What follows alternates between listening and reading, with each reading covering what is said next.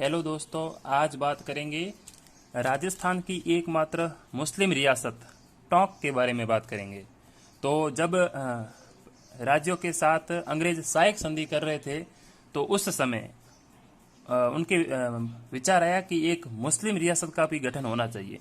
तो जब 1817 में सबसे पहले करौली ने जब सहायक संधि की तो उस समय 1817 में ही अमीर खां पिंडारी के नेतृत्व में टोंक रियासत का गठन किया गया। टोंक एक मुस्लिम रियासत है, राजस्थान की एकमात्र मुस्लिम रियासत है। और टोंक के संस्थापक कौन है? अमीर खां पिंडारी है। 1817 में इसकी स्थापना की गई। ठीक है, सबसे पहले हम देखेंगे टोंक। देखो, अंग्रेजों ने 1817 में अमीर खां पिंडारी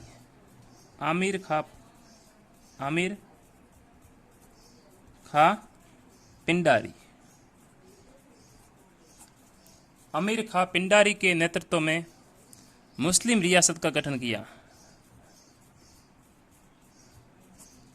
मुस्लिम रियासत का गठन किया जो राज्य की एकमात्र मुस्लिम रियासत थी। आगे बात करेंगे टोंक का संस्थापक कौन था?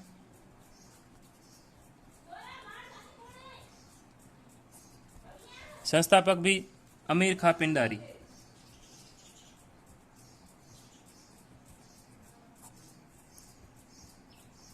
अमीर खां पिंडारी था। ठीक है, आगे बात करेंगे कि यह राज्य की एकमात्र मुस्लिम रियासत है।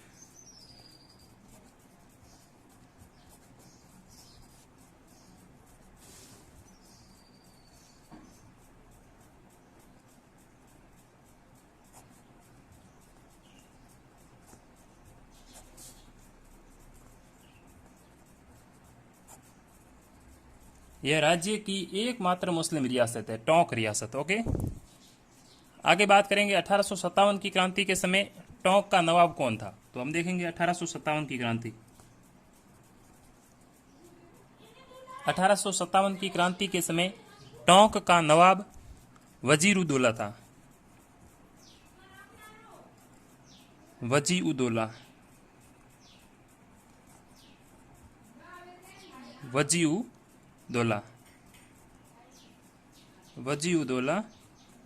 था। ठीक है, क्वेश्चन आता है कि 1857 की क्रांति के समय टोंक का नवाब कौन था? तो वजी-उद-दौला था। ठीक है, आगे बात करेंगे नवाब इब्राहिम अली का शासनकाल टोंक का स्वर्ण काल कहलाता है। तो हम बात करेंगे नवाब इब्राहिम अली खां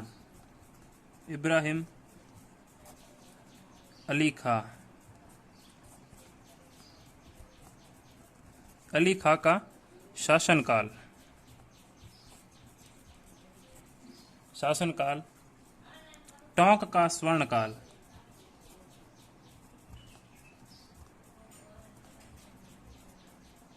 टोंक का स्वर्ण काल कहलाता है। इंपॉर्टेंट बात थी, नवाब इब्राहिम अली खां का शासनकाल टोंक का स्वर्ण काल कहलाता है। आगे बात करेंगे खेड़ा सभ्यता की।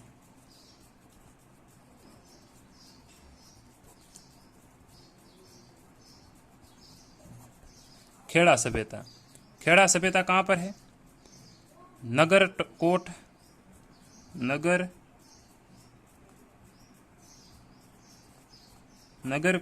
टोंक में है। यहां पर मालव जनपद के सिक्के मिले हैं। विशेषता क्या है? मालव जनपद के सिक्के मिले हैं। खेड़ा सभ्यता नगरकोट टोंक में है। यहां पर मालव जनपद के सिक्के मिले हैं। आगे बात करेंगे रैंड सभ्यता की।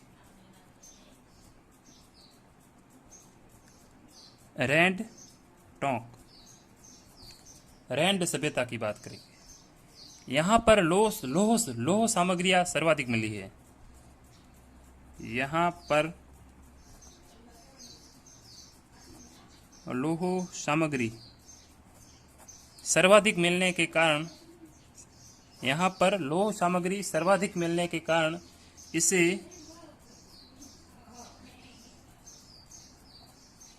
प्राचीन भारत का टाटा नगर, प्राचीन भारत का टाटा नगर,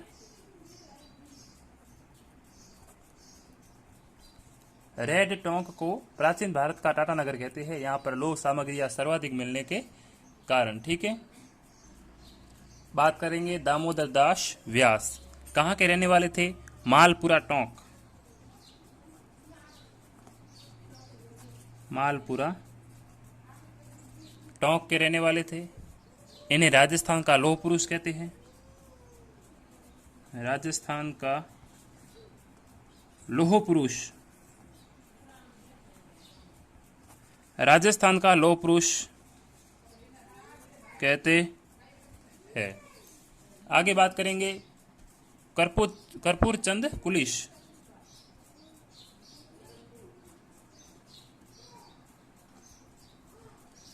कर्पूर चंद कुलिश,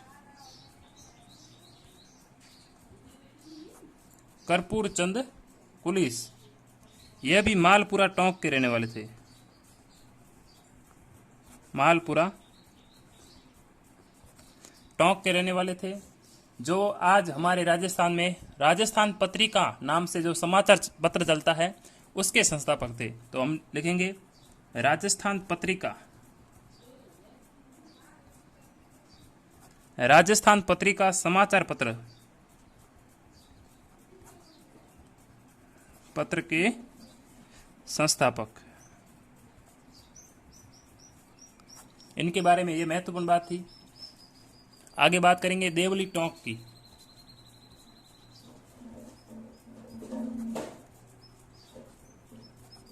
देवली टोंक 1857 की क्रांति के समय छावनी थी, 1857 छावनी, मतलब 1857 की जब क्रांति हो रही थी तो देवली एक छावनी थी। ठीक है, यहाँ पर विद्रोह कब हुआ? तो हमें लिखेंगे विद्रोह, देवली में विद्रोह हुआ 3 जून 1857, 3 जून 1857 में। ठीक है, अब हम बात करेंगे टोंक जिले के कला एवं संस्कृति के बारे में। कला एवं संस्कृति में सबसे पहले बात करेंगे मौलाना अबुल कलाम आज़ाद अरबी फारसी शोध संस्थान। कहाँ पर है? टोंक में है। पहली बात तो टोंक में है, बहुत ही महत्वपूर्ण ये क्वेश्चन है, कई बार आता है। इसकी स्थापना हुई 1978 में, 1978 में, और इसे कसरे इल्म भी कहते हैं,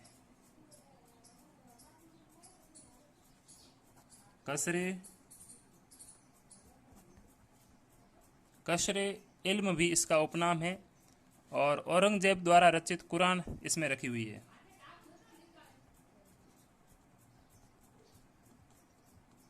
औरंगजेब की कुरान इसमें रखी है। अब बात करेंगे सुनहरी कोठी की। सुनहरी कोठी कहाँ पर है? टोंक में है। इसका निर्माण नवाब वजीउद्दौला ने करवाया। कब करवाया? 1934 में करवाया। यह मीनाकारी के लिए प्रसिद्ध है। इसे शीश महल या दीवाने खास भी कहते हैं। सुनहरी कोठी का कई बार क्वेश्चन आता है। बात करेंगे मुबारक महल, कहाँ पर है? टोंक में है। मुबारक महल टोंक में है। मुबारक महल टोंक में है। कहाँ पर है? टोंक में। यहाँ पर ऊंट की बलि दी जाती है। यहाँ पर ऊंट की बलि दी जाती है, बलि दी जाती है। एक मुबारक महल जयपुर में भी है। कहाँ पर है? जयपुर में है। एक मुबारक महल जयपुर में भी है, जिसका निर्माण माधो सिंह सेकंड ने करवाया। माधो सिंह सेकंड ने इसका निर्माण कराया, मुबारक महल। ओके, मैंने पहले से ही लिख दिया है, वरना फिर आपके वीडियो लंबा हो जाता, टाइम आपके खराब होता। ठीक है, तो अब बात करेंगे पहले ख्वाजा की बावड़ी कहाँ पर है, टोंक में है। फिर है हाड़ी रानी की बावड़ी, ये टोडा रायसिंह टोंक में है, टोडा रायसिंह टोंक में है। फिर बात आता है मांडवीय ऋषि की तपोस्थली, ये मांड कला टोंक में है, मांड कला टोंक में। ओके, इसके बारे में हम एक पॉइंट लिखेंगे, मांडवी ऋषि की तपोस्थली। इसे राजस्थान का मिनी पुष्कर कहते हैं, इसे राजस्थान का मिनी पुष्कर कहते हैं। किसे, मांडवी ऋषि की तपोस्थली मांडकला टोंक, इसे राजस्थान का मिनी पुष्कर कहते हैं। फिर बात करेंगे दड़ा महोत्सव, ये आवा टोंक का प्रसिद्ध है, आवा टोंक का प्रसिद्ध है। ठीक है, कपड़े का एक दड़ा बनाकर मनोरंजन खेलों का आयोजन किया जाता है, जिसे दड़ा महोत्सव कहते हैं। दड़ा महोत्सव क्या है, कपड़े का एक दड़ा बनाया जाता है जिसमें मनोरंजन वाले खेल खेले जाते हैं, जिसे दड़ा महोत्सव कहते हैं। ठीक है, आगे बात करेंगे गोकर्णेश्वर महादेव मंदिर, यह राजमहल टोंक में है, राजमहल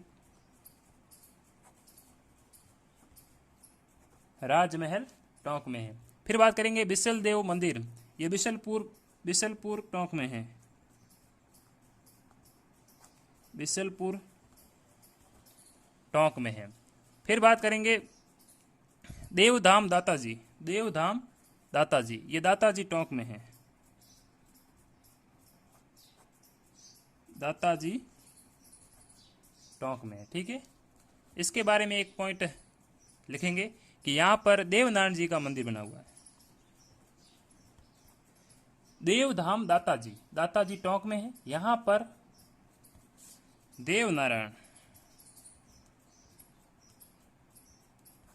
देवनारायण जी का मंदिर बना हुआ है, मंदिर बना हुआ है। अंतिम बात करेंगे देवधाम जोधपुरिया, यह जोधपुरिया निवाई टोंक में है। कहां पर है, जोधपुरिया निवाई टोंक में है। ठीक है, यहां देवनारायण जी का मंदिर बना हुआ है, यहां पर भी देवनारायण जी का मंदिर है। देवधाम जोधपुरिया, देव नारायण जी का मंदिर है। ओके, देवधाम दाताजी में भी है और देवधाम जोधपुरिया में भी देवनारायण जी का मंदिर है। आगे बात करेंगे, यहां पर मानसी, बांडी और खारी नदियों का त्रिवेणी संगम है। 3 नदियां कौन सी है देख लो आप, 1 2 3। पहली नदी है मानसी नदी, मानसी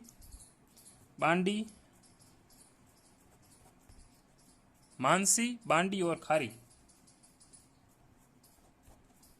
का त्रिवेणी संगम है। कहां पर है, देवधाम जोधपुरिया में। एक नोट लगा के लिखेंगे, नोट। देव डूंगरी का मंदिर चित्तौड़ में बना हुआ है, देव डूंगरी मंदिर, ये आपके चित्तौड़ में है, चित्तौड़ में बना हुआ है। ठीक है, आगे बात करेंगे संत पिपा जी की गुफाएं।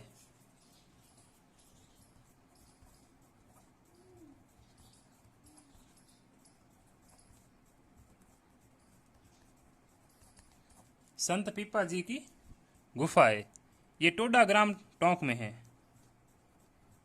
टोडा ग्राम टोंक में है। ठीक है, यहां पर पिपा जी की तपस्या यहां पे की थी उन्होंने। बात करेंगे संत धना जी की, इन्हें राजस्थान के आदि संत एवं प्राचीन संत कहते हैं, आदि संत व प्राचीन संत। राजस्थान के आदि संत और प्राचीन संत कहते हैं। ठीक है। धनाजी राजस्थान छोड़कर वृंदावन चले गए। वृंदावन चले वृंदावन चले गए और वहां पर गुरु रामानंद से काशी में दीक्षा ग्रहण की। गुरु थे रामानंद। ओके।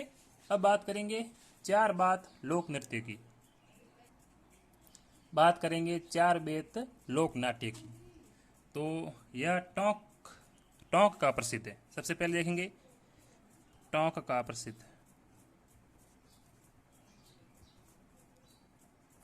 पहली बात हो गई टोंक का प्रसिद्ध है। दूसरी है यह संगीत विद्या पर आधारित लोक नृत्य है। संगीत विद्या पर आधारित लोक नाट्य है। ओके। आगे बात करेंगे यह कव्वाली शैली पर आधारित है। कव्वाली शैली पर आधारित है। अब्दुल करीम खां निहंग नाम है।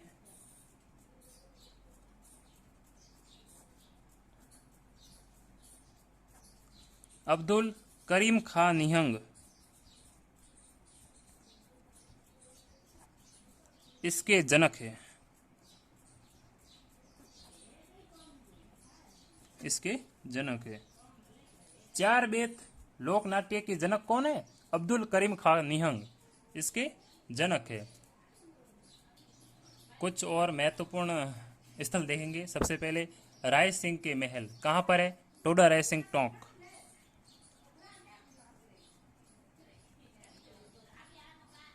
टोडा राय सिंह टोंक में। दूसरी बात करेंगे कल्याण जी का मंदिर, ये है डिग्गी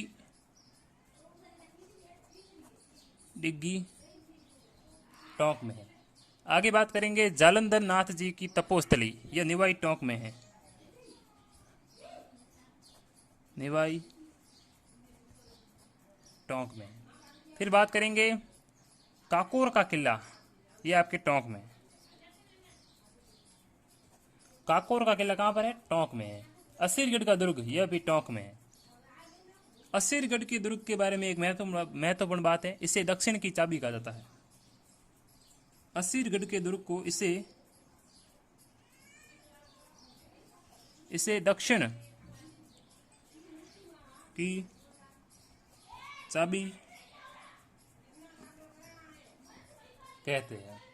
असीरगढ़ के दुर्ग को जो टोंक में है उसे दक्षिण की चाबी कहा जाता है। भूमगढ़ का किला, यह भी टोंक में है। और ऊंटगिरी का जो दुर्ग है वो भी टोंक में है। तो हम टोंक के भूगोल की बात करेंगे। भूगोल में सबसे पहले बात आती है शुभंकर। शुभंकर है हंस। क्या है? टोंक जिले का जिला शुभंकर क्या है? हंस है। आगे बात करेंगे टोंक को नवाबों की नगरी कहते हैं। नवाबों की नगरी।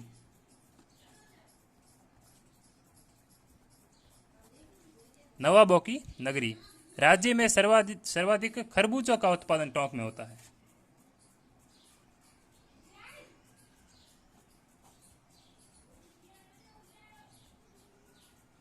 खरबूजों का उत्पादन राज्य में सर्वाधिक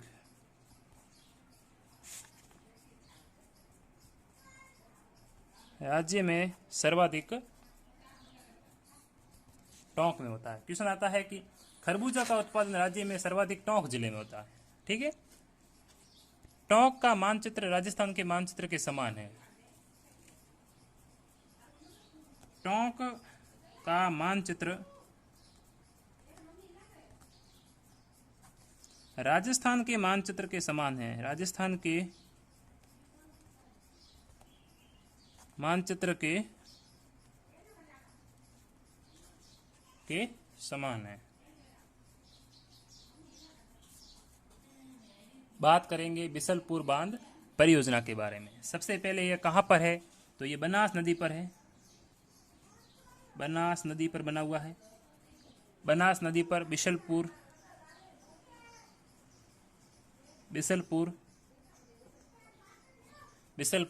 टोंक में बना हुआ है। ठीक है, यह राज्य की सबसे बड़ी पेयजल परियोजना है। राज्य की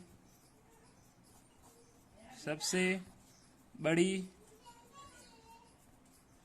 पेयजल परियोजना है। ठीक है, इस परियोजना की पेयजल की जो आपूर्ति होती है वो टोंक में, टोंक के अलावा अजमेर में भी होती है, किशनगढ़ और जयपुर तक भी होती है। यह राजस्थान का एकमात्र कंक्रीट बांध है। यह राज्य का एकमात्र कंक्रीट बांध है, कंक्रीट बांध है। ठीक है, आगे बात करेंगे टोडरी सागर बांध की।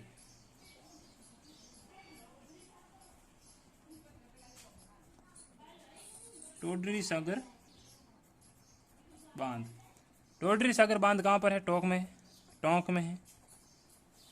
यह इस बांध की सभी बोगियां खोलने पर इसमें पानी एक बूंद भी नहीं बचता है। मतलब इसके चारों ओर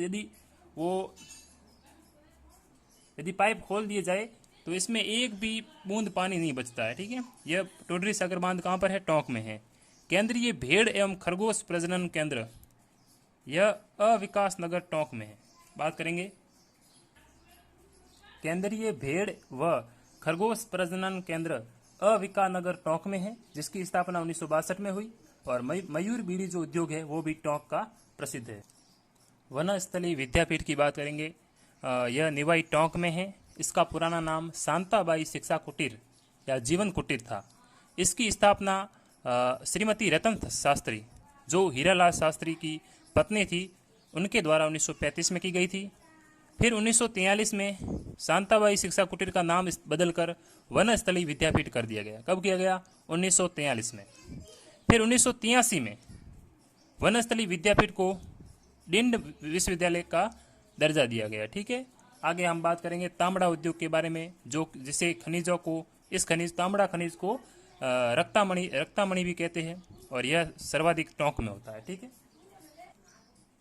देखो वनस्थली विद्यापीठ की बात करेंगे जो निवाई टोंक में है, जिसका पुराना नाम शांताबाई शिक्षा कुटीर या जीवन कुटीर है। इसकी स्थापना श्रीमती रतन शास्त्री और हीरालाल शास्त्री ने 1935 में की थी। 1943 में इसका नाम वनस्थली विद्यापीठ रखा गया। फिर बात करेंगे तांबड़ा खनिज की। तांबड़ा खनिज को रक्तामणि भी कहते हैं। इसका तांबड़ा खनिज का सर्वाधिक उत्पादन टोंक में होता है। और तांबड़ा खनिज में किसका मिश्रण है? लोहे और एल्यूमिनियम का मिश्रण है। ओके मित्रों, मिलते हैं अगली वीडियो में, तब तक के लिए धन्यवाद।